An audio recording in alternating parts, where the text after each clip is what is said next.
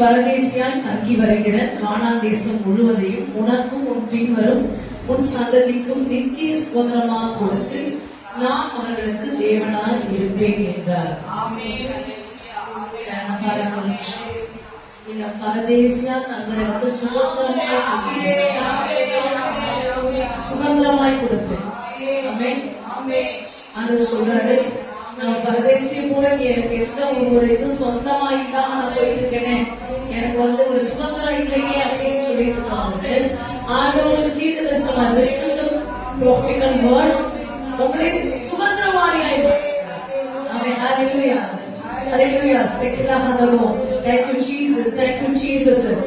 பரதேசியாய் தங்கின இடத்திலே சுதந்திரவாணியாய் மாறி வாழ வேண்டும்.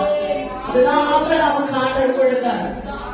அவர் தன் சொந்த ஜனங்களா விட்டுட்டு அப்படியே பரதேசியை போல கானானுக்கு வந்தார். ஆண்டவர் வார்த்தையை கேட்டு அவர் வார்த்தையை நம்பி எல்லாத்தையும் விட்டுட்டு வந்தாரு.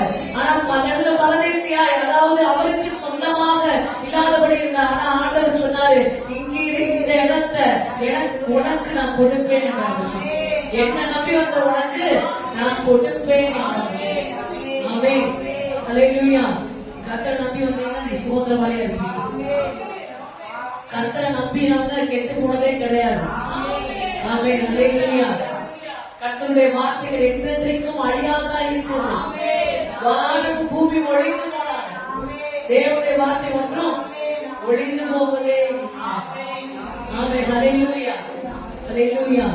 தேவனுடைய வார்த்தை மாறாதது, அது உண்மை உள்ளது, அது ஒவ்வொரு நாளும் வல்லமை உள்ளதாய் செயல்படும் வாழ்க்கையில நீ விசுவாசி